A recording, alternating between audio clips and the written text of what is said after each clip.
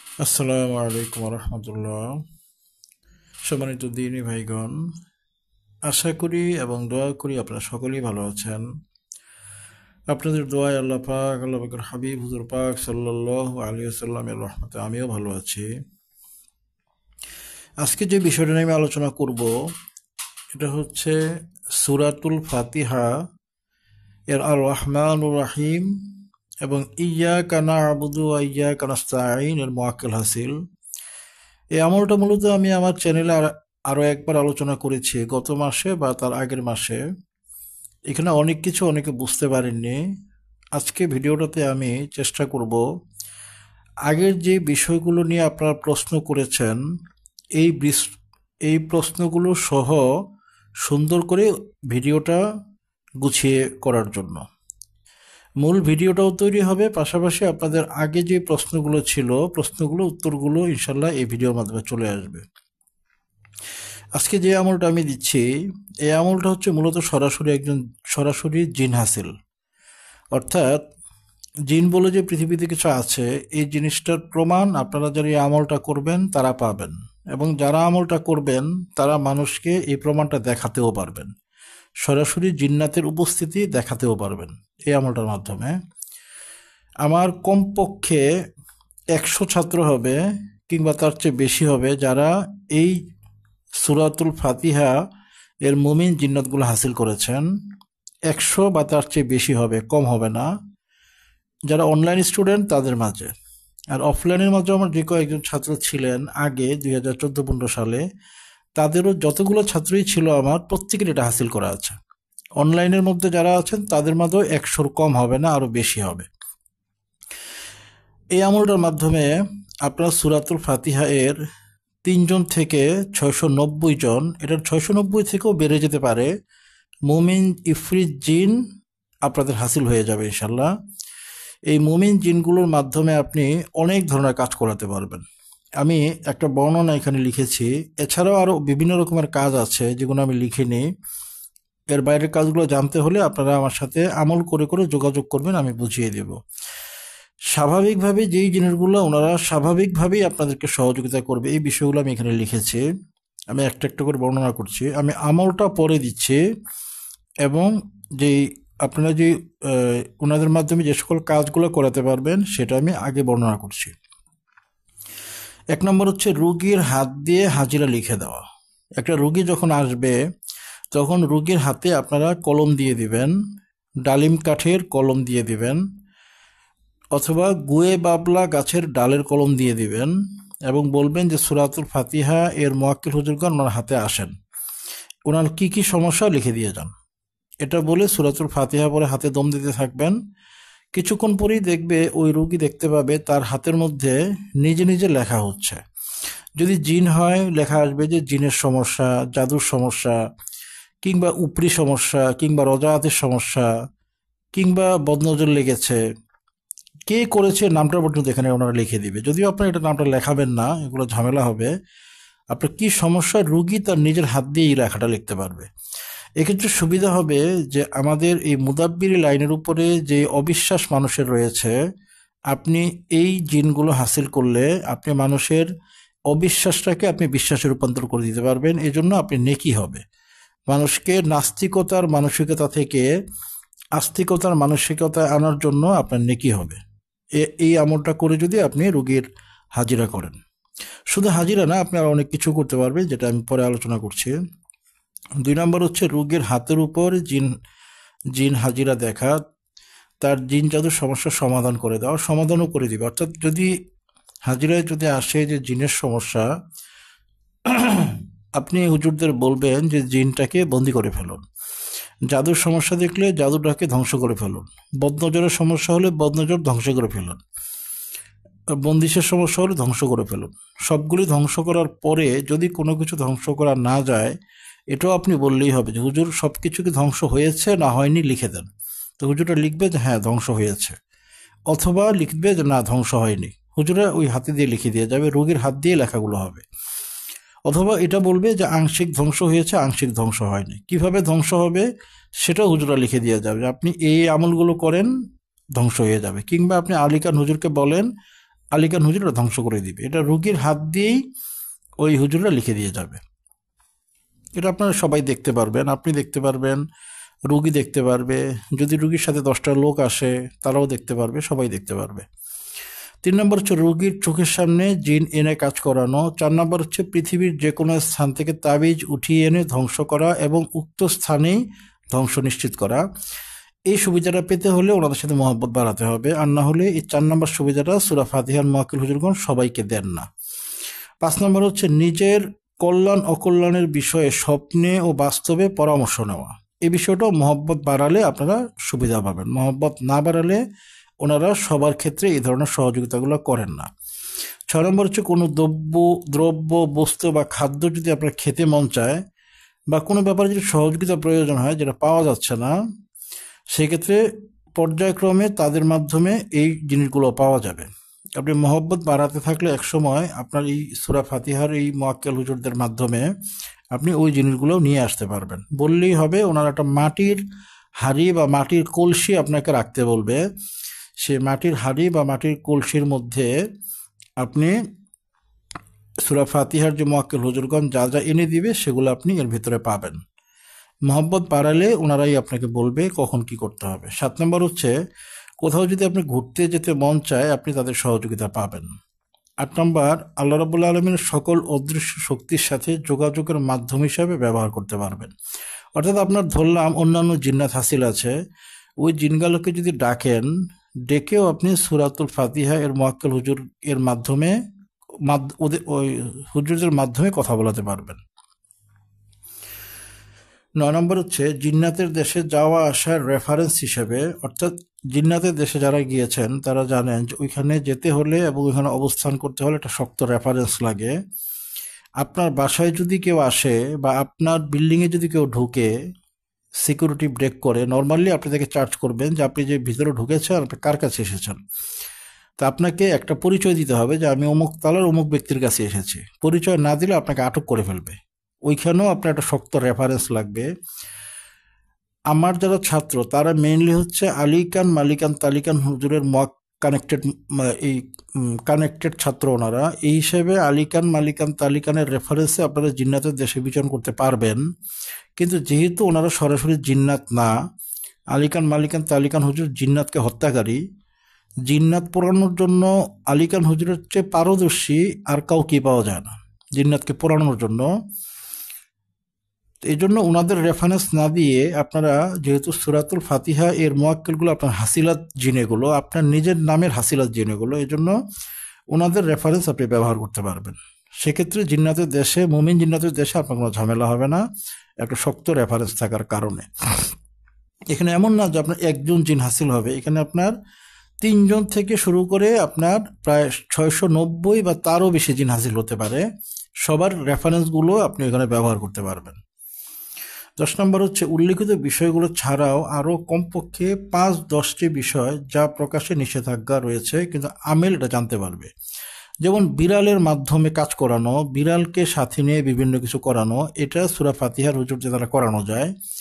এক্ষেত্রে একটা সমস্যা হচ্ছে যেই বিড়ালগুলোকে আপনি জাগ্রত করবেন, সূরা ফাতিহার হুজুররা ঢুকবে এই হিসেবে বিড়ালদেরকে জাগ্রত করবে, সেক্ষেত্রে বিড়ালের যে বাবা থাকে, বাচ্চা বিড়াল হওয়ার পরে বাবাটাকে হত্যা করে তার পিত্তগুলো সংগ্রহ করতে হয়। তো জিনিসটা যেহেতু অমানবিক এবং গুনাহের কাজ, এই বিষয়টার বর্ণনা আমি আমার ছাত্রদেরকে শিখাই না।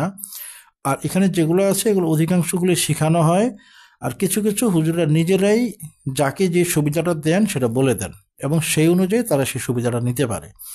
অনেক কিছু আমিও জানি না, যেগুলো হুজুররা তাদেরকে সহযোগিতা করে থাকেন, বলে থাকেন যে ওস্তাদজিকে আপনারা জানাবেন, সেক্ষেত্রে আমাকে ছাত্ররা জানিয়ে থাকে। অনেক কিছু আমি নিজেও পরে জানি। আপনারা মহব্বত বাড়ালে এখানে যা লেখা আছে এগুলো পাবেন। আর বিড়ালের মাধ্যমে হাজিরাত যেটা, এটা যেহেতু এটা অমানবিক বিষয় এবং এখানে গুনাহ হওয়ার বিষয় থাকে, এজন্য বিষয়টা আমি প্রকাশ করিনি।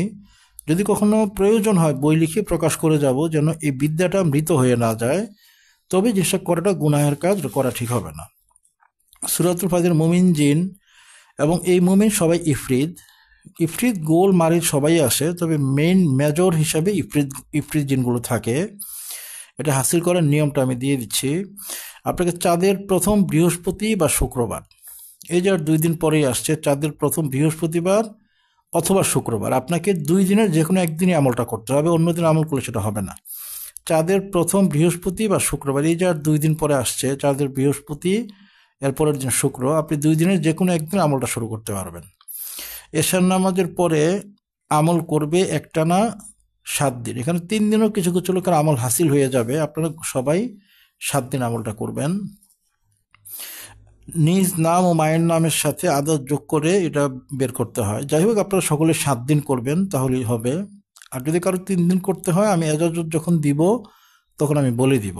আপনারা যারা আমলটা করতে চান তারা আমার পার্সোনাল হোয়াটসঅ্যাপে আপনার নাম, বাবার নাম, মার নাম দিয়ে দিবেন, আমি দেখে আপনাকে এজাজত দিয়ে দিব। আপনি আমলটা করলে জিনগুলো আপনার হাসিল হয়ে যাবে। আপনি যেই হন না কেন, জেনারেল এডুকেটেড হন না কেন বা মাদ্রাসা এডুকেটেড হন না কেন, আপনি বিজনেসম্যান হন না কেন, জব হোল্ডার হন না কেন, আপনি সবাই এটা হাসিল করতে পারবে। শুধু হেফাজতের বিষয়টা যদি কারো প্রোটেকশনটা ঠিক থাকে তাহলেই সে আমলটা করতে পারবে। নিচের নিয়মে আপনাকে সূরাতুল ফাতিহা পড়তে হবে। বৃহস্পতি অথবা শুক্রবার আপনাকে এশার নামাজের পরে আপনাকে গোসল করতে হবে, পাক পবিত্র হয়ে আতর এবং গোলাপ ব্যবহার করতে হবে। আপনাকে আগরবাতির ধূপ জ্বালাতে হবে, আলাদা একটা রুমে যেতে হবে। আপনি লাইট জ্বালাতেও পারেন, লাইট নিভিয়েও রাখতে পারেন, সমস্যা নাই। এরপর আপনাকে সূরাতুল ফাতিহা এই নিয়মে পড়তে হবে। আলহামদুলিল্লাহি রাব্বিল আলামিন আর রহমানির রহিম মালিকি ইয়াউমিদ্দিন ইয়্যাকা না'বুদু ওয়া ইয়্যাকা নাস্তাঈন ইয়্যাকা না'বুদু ওয়া ইয়্যাকা নাস্তাঈন ইয়্যাকা না'বুদু ওয়া ইয়্যাকা নাস্তাঈন, এটা 11 বার পড়তে হবে। এরপর ইহদিনাস সিরাতাল মুস্তাকিম সিরাতাল লাযীনা আন'আমতা আলাইহিম গায়রিল মাগদুবি আলাইহিম ওয়ালাদ-দাল্লিন। এই যে পুরোটা হচ্ছে আপনার একবার পড়া হলো। এভাবে আপনাকে পড়তে হবে। এভাবে আপনাকে মোট 105 বার লিখে দিয়েছি, দেখেন 105 বার পড়তে হবে। হ্যাঁ, এই 105 বারের মধ্যেই প্রতিবারে ইয়্যাকা না'বুদু ওয়া ইয়্যাকা নাস্তাঈন 11 বার আপনাকে পড়তে হবে। আর যদি আমি কাউকে এজাজত দিই আর রহমানুর রহিম, সেক্ষেত্রে একদমে আলহামদুলিল্লাহি রাব্বিল আলামিন আর রহমানুর রহিম আর রহমানুর রহিম আর রহমানুর রহিম আর রহমানুর রহিম আর রহমানুর রহিম, একদমে তাকে 13 বার পড়তে হবে, একদমে। আর যদি কারো ইয়্যাকা না'বুদু ওয়া ইয়্যাকা নাস্তাঈন এর আমলটা করেন, যেটা এখানে লেখা আছে, তাহলে তাকে একদমে পড়তে হবে না, সে 11 বার পড়লেই হবে। আমি একবার পড়ে দেখাচ্ছি, আপনারা আমার দেখাটা ফলো করুন, বোঝা হয়ে যাবে।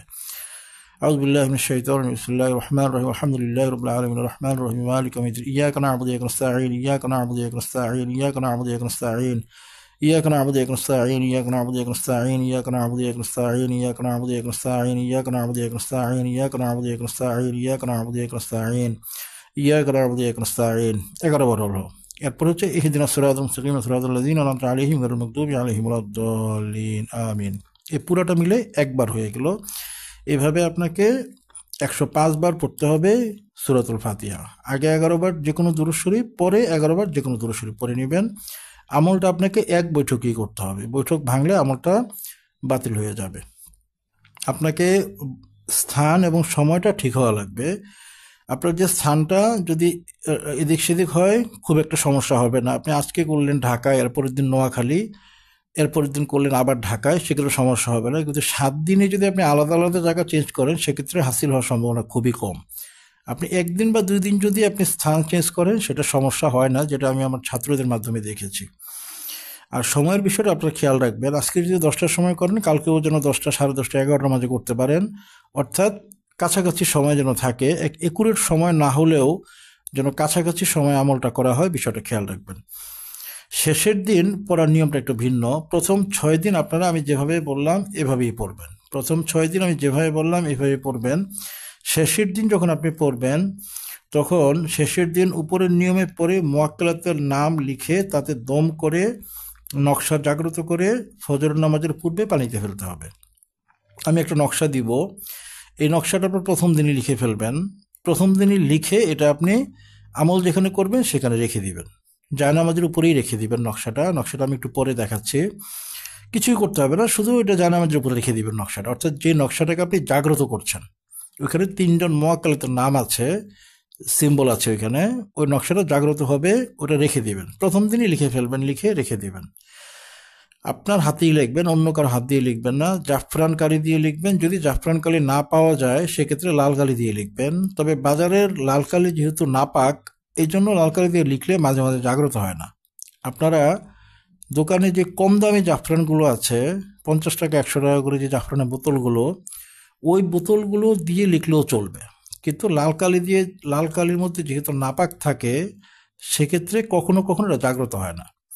আর যদি আপনারা আমার কাছ থেকে নেয়া কালির মাধ্যমে লিখতে পারেন, আমার যারা ছাত্র এই মাসে সবাই অর্ধেক বোতল করে জাফরান কালি গিফট পাচ্ছেন।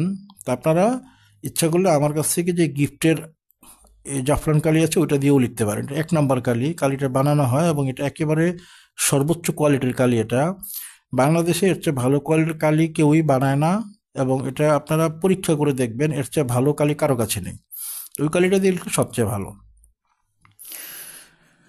আপনারা এটা শেষের দিন নকশাটা জাগ্রত করতে হবে। নকশাটা কিভাবে জাগ্রত করতে হবে সে বিষয়টা আমি দেখিয়ে দিচ্ছি।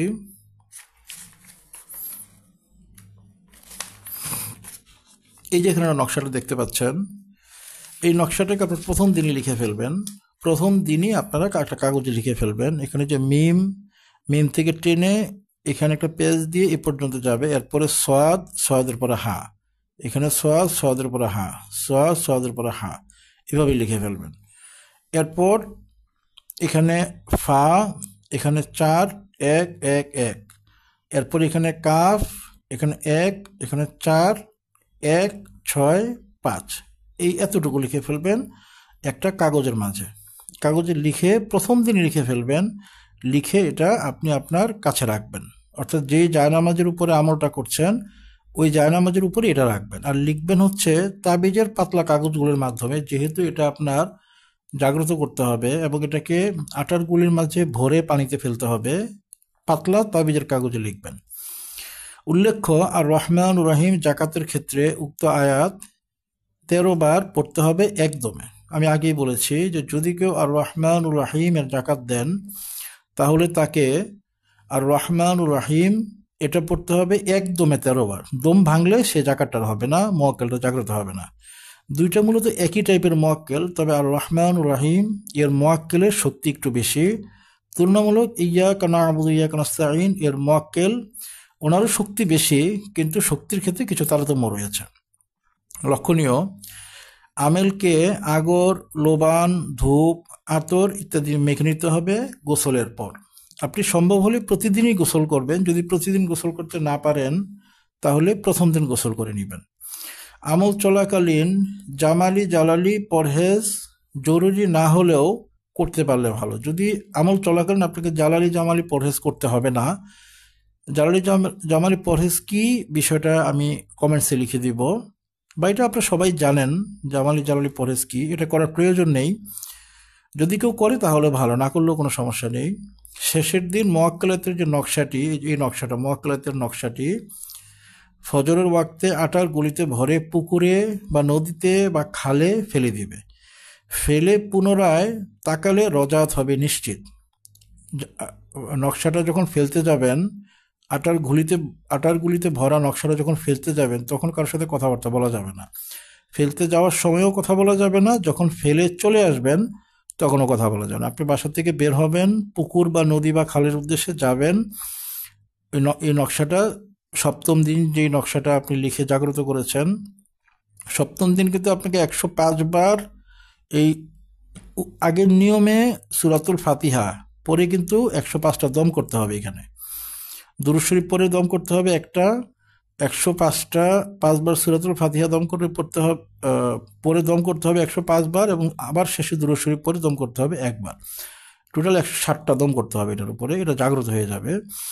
এরপর এই নকশাটা সপ্তম দিন এই নকশাটা জাগ্রত হওয়ার পরে আপনি আপনার বালিশের নিচে, আটারগুলিতে প্রথমে ভরবেন না, প্রথমে বালিশের নিচে রেখে আপনি কিছুক্ষণ ঘুমিয়ে যাবেন বা কিছুক্ষণ শুয়ে থাকবেন। কমপক্ষে 1 ঘন্টা পরিমাণ শুয়ে থাকবেন। যদি আরও 2-3 ঘন্টা শোন সেটা ভালো। ওই সময় আপনি জিন্নাতের উপস্থিতি বুঝতে পারবেন। এটা ভয়ের কোনো কারণ নেই, আমি আগেই বলেছি এগুলো মুমিন জিন্নাত। আর যাদের ভয় হয় তাদের আমল করারই প্রয়োজন নেই। যাদের এতটুকু সাহস নেই তারা জিন্নাত হাসিল করতেও পারবে না, তাদের দ্বারা মুদাব্বির হবেও না কখনো। এই হিসাবে এতটুকু সাহস যাদের আছে তারাই শুধু আমলটা করবেন।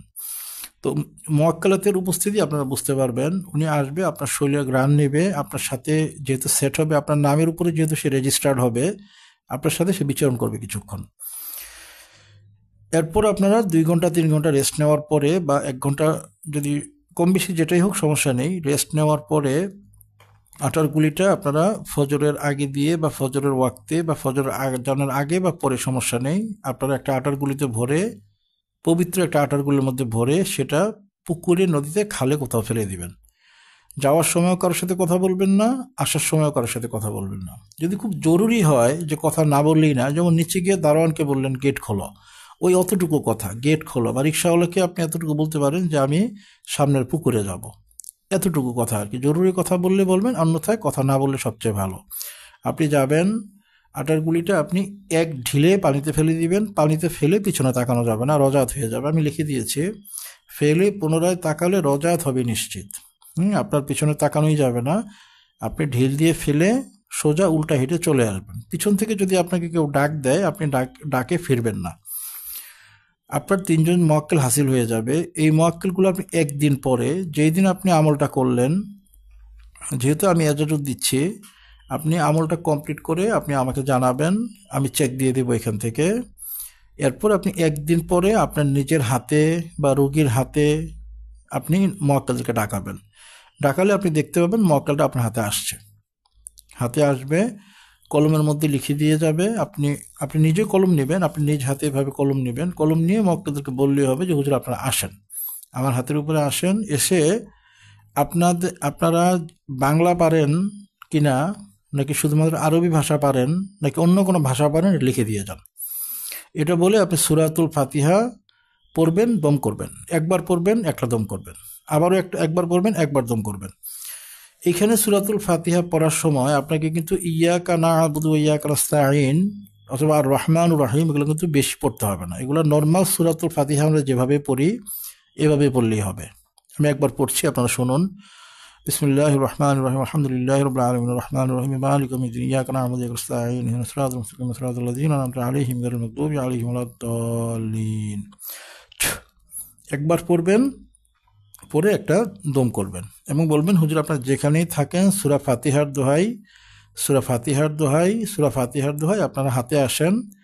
এসে একটু লিখে দেন যে আপনারা কি শুধু বাংলা বা জানেন, আরবি জানেন, বাংলা জানেন, না কোন কোন ভাষা জানেন, একটু লিখে দেন। এভাবে পরে আপনি দম দিতে থাকবেন, পরে দম দিতে থাকবেন, পরে দম দিতে থাকবেন।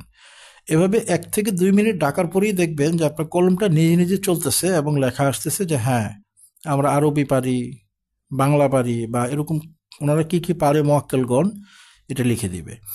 আপনার হাতে কিন্তু আসবেন একজন মুয়াক্কেল, বাকি যেই আপনার হাসিলার যেই মুয়াক্কেল সবাই কিন্তু হাতে আসবেন না, সবাই আপনার আশপাশে থাকবে। আর একজন আপনার হাতে আসবে, উনি আপনার হাতে ঢুকবে এবং ঢুকে আপনার হাত দিয়ে লেখাগুলো দিবে। আমি যে কথাগুলো বলছি, কথাগুলো হয়তো আপনাদের কাছে সত্য বা মিথ্যা সন্দেহজনক মনে হচ্ছে, আসলে আমার প্রতিটি কথাই সত্য। আমার এই ভিডিওটা যারা দেখছেন, আমার ছাত্র আছেন, তাদের জন্য আদেশ দেওয়া হচ্ছে, আপনারা যারা এটা হাসিল করেছেন এবং হাসিল করার পরে যারা রোগী দিয়ে বা নিজের হাতের উপরে কাজ করিয়েছেন এই মুয়াক্কেল দিয়ে, তারা প্রত্যেকে ভিডিওর কমেন্টসে লিখবেন যে হ্যাঁ হুজুর এটা আমার হাসিল করা আছে এবং আমি এই মুয়াক্কেলকে দিয়ে আপনি যেভাবে বলেছেন এভাবে কাজ করিয়েছি। এটা আমার প্রত্যেক ছাত্রের প্রতি আদেশ রইল। এটা আমি কেন আদেশ দিচ্ছি আপনাদের, আমার ছাত্রদের, যাতে করে সবাই এই যে আমলটা, এই আমলটার ব্যাপার সত্যতাটা যেন বুঝতে পারে। এই জন্য আমি আমার ছাত্রদেরকে আদেশ দিলাম, আপনারা প্রত্যেক ছাত্র আদেশটা পালন করতে বাধ্য থাকবেন। যাই হোক, এরপর আপনি কি করবেন, আপনি আটার গুলিটা ফেলে চলে আসলেন, চলে এসে আপনি এভাবে আমাকে জানাবেন, জানানোর পরে 1 দিন পরে আমি এজাজত দিয়ে দিলাম, 1 দিন পরে আপনি হাতের মধ্যে এভাবে করে করে হুজুরদেরকে ডাকলেন। ডাকার পরে দেখবেন হুজুরা লিখছে। যদি কোনো কারণে না লিখে আপনি আমাকে আবার জানাবেন যে হুজুর আমি আজকে ডেকেছি কিন্তু আমার হাতে আসেনি, সেক্ষেত্রে ওই হুজুরদের সাথে আমি আবার যোগাযোগ করব, আপনাকে আমি আবার পুনরায় এজাজত দিব, আপনি আবার পরের দিন ডাকবেন। একইভাবে কলমটা রাখবেন, কলম রেখে আপনি হুজুরদের বলবেন যে হুজুর আমার ফাসিলা সূরাতুল ফাতিহার হুজুর আপনারা কোথায় আছেন, আপনারা আসেন, এসে আমার হাতের উপরে আসেন, এসে আপনারা কি আরবি, বাংলা, কোন কোন ভাষা জানেন এটা লিখে দেন। এটা বলে কলম নিয়ে এভাবে কলমটা রেখে দিবেন হচ্ছে কাগজের উপরে, আর আপনি ধরে রাখবেন কলমটা। কিছুক্ষণ সূরাতুল ফাতিহা একবার পড়বেন, একটা দম করবেন, আবার একবার পড়বেন, একটা দম করবেন, আবার একবার পড়বেন, একটা দম করবেন। এভাবে 20, 30, 40, সর্বোচ্চ 70 বার বা 100 বার পড়তে পড়তেই আপনি দেখবেন যে আপনার কলম লেখা শুরু হয়ে গিয়েছে। আমার কলম, আপনাদের কলম লেখা শুরু হয়ে গিয়েছে। আপনারা কি কি পারে, বাংলা, ইংলিশ বা আরবি কি কি পারে লিখে দেবে আপনাকে। আপনি যদি রোগীর হাতেও কলম দেন, কলম দিয়ে যদি আপনি এই জিনিসটা করেন, রোগীর হাতেও লেখা শুরু হয়ে যাবে। আপনি যাকেই কলমটা দেন, দিয়ে হুজুরকে ডাক দেন, যার হাতেই ডাক দেন, সবার হাত লেখা শুরু হয়ে যাবে। আপনারা হাসিল করার পরে নিজেরাই দেখতে পারবেন। আর আমার যে ছাত্রগণ আছেন তাদের প্রতি আদেশ দেওয়া রইল, যারা এই হুজুরদের মাধ্যমে কাজ করিয়েছেন তারা আপনারা ভিডিওর মধ্যে কমেন্টসে লিখবেন যে হুজুর এটা আমার হাসিল আছে এবং এটার মাধ্যমে আমি কাজ করিয়েছি এবং উপকার পেয়েছি, এটা আপনারা লিখবেন। তাহলে যারা ভিউয়ার্স রয়েছে সবাই এই ব্যাপার সত্য তারা বুঝতে পারবে। আসলে জিন্নাত যা আছে এই জিনিসটা প্রমাণ করার মতো কোনো আমল পৃথিবীতে ছিল না। রোগীর চোখে আসে, তুলারাশির চোখে আসে, বাচ্চাদের চোখে আসে, এগুলো কোনো প্রমাণ না। একটা প্রমাণ খুব বড় দরকার ছিল, যেই প্রমাণটার মাধ্যমে আসলে যে জিন্নাতের অস্তিত্ব আছে এই জিনিসটা যেন মানুষ বুঝতে পারে। এই আমলটা মূলত এজন্যই আমি প্রকাশ করেছি যে আসলে যে জিন্নাত আছে, আপনার আস্তিক হোক আর নাস্তিক হোক, সে পুরুষ হোক, মহিলা হোক, বৃদ্ধ হোক বা যুবক হোক, প্রত্যেকের হাতে আপনার কলমটা দিবেন। হাসিল করার পরে প্রত্যেকের হাত দিয়ে তারা লিখতে পারবে। 100 জনের মধ্যে আপনারা 80 জনের হাতেই দিয়েই লেখাতে পারবেন। আর 20 জন লোককে দিয়ে আপনারা লেখাতে পারবেন না, কারণ অনেকের হাতে সেহের থাকে, জাদু করা থাকে, এক্ষেত্রে তার হাতের মধ্যে হুজুররা ঢুকেন না। অনেকের আবার রাশি ভার থাকে, সেক্ষেত্রে হুজুররা সরাসরি হাতে অ্যাক্সেস নেন না। সেক্ষেত্রে আপনি 100 জনে এরকম 20 জন বা 30 জন পাবেন, বাকি 70-80 জনকেই পাবেন যাদের হাতের মধ্যে হুজুররা এসে লিখে দিয়ে যায়। আমি আশা করি আমলটা আপনাদের বোঝাতে পেরেছি। এই আমলটা দ্বারা আপনার সবই করাতে পারবেন, জিন জাদু ধ্বংস করতে পারবেন। আপনি জিন্নাত, একটা রুগীর হাজিরাতে কি আসলো, তার জাদু আছে, জিন আছে, আপনি তখন হুজুরদের বলবেন হুজুর আপনি জাদুটা কেটে দেন, কেটে দিয়ে আপনি লিখুন যে হ্যাঁ জাদু কেটে দেওয়া হয়েছে, এটা লিখুন। এটা বললে 10 সেকেন্ড বা 15 সেকেন্ড পরে দেখবেন কলম দিয়ে লেখা হচ্ছে হ্যাঁ জাদু কেটে দেওয়া হয়েছে। এরপরে আবার লিখবেন যে হুজুর জিনগুলাকে বন্দি করে ফেলুন। তখন আবার 10-15-20 সেকেন্ড পরে আপনি দেখতে পাবেন কলমে লেখা হচ্ছে হ্যাঁ জিনদেরকেও বন্দি করা হয়েছে, এটা লিখবেন। এরপরে আবার বলবেন হুজুর এই রোগী কি ইনশাল্লাহ সুস্থ হয়ে যাবে? এই যে জিন জাদুগুলো ধ্বংস করার কারণে যদি সুস্থ হয় হ্যাঁ লিখুন, যদি সুস্থ না হয় তাহলে না লিখুন। যদি ওই রোগী সুস্থ হয়ে যায় আল্লাহ পাক আল্লাহর হুকুমে, আপনার হুজুররা লিখে দিবে যে হ্যাঁ এই রোগী সুস্থ হয়ে যাবে। আর যদি সুস্থ না হয়, অর্থাৎ তার কোথাও তাবিজ গাড়া থাকে, কবরস্থানে হোক, শ্মশানে হোক, মাছের পেটে হোক, সমুদ্রের নিচে হোক, গাড়া থাকলে হুজুররা বলে দিবে যে হ্যাঁ উনি সুস্থ হবে না, ওনার তাবিজ ওঠাতে হবে। এটা হুজুররা কলমে লিখে দিবে। আমি যা যা বলছি আপনারা নিজেরা আমল করার পরে আমার প্রত্যেকটা কথার সত্যতা পাবেন। অনুগ্রহ করে আমার কথাগুলো প্র্যাকটিক্যাল না করে, অর্থাৎ পরীক্ষা না করে কেউ কমেন্টস করবেন না। অনেকে আমার কথাগুলিকে মিথ্যা মনে করতেছেন, কিন্তু আপনার আমলটা করুন, করার পরে আমাকে এখানে কমেন্টসে লিখবেন যে আসলে এগুলো হয় না আমি মিথ্যা কথা বলছি। যাই হোক, আপনার এভাবে করে রোগীদেরকে খেদমত করতে পারবেন। জিন জাদু ধ্বংস করা থেকে শুরু করে আপনারা মোটামুটি সব কিছুই এই মোয়াক্কেল হুজুর দিয়ে করাতে পারবেন। এবং আরও যা যা করাতে পারবেন সেটা আমি প্রথমেই বলেছি, আমি আবারও এই চার্টটা দিয়ে দিচ্ছি। আপনারা আমলটা করবেন। আগামীকালকে এই বিষয়টা নিয়ে আমি আরও একটা বিস্তারিত ভিডিও দিব ইনশাল্লাহ, কীভাবে কাজগুলো করাবেন বিষয়গুলো নিয়ে। আসসালামু আলাইকুম রহমতুল্লাহ বারকাতুহু।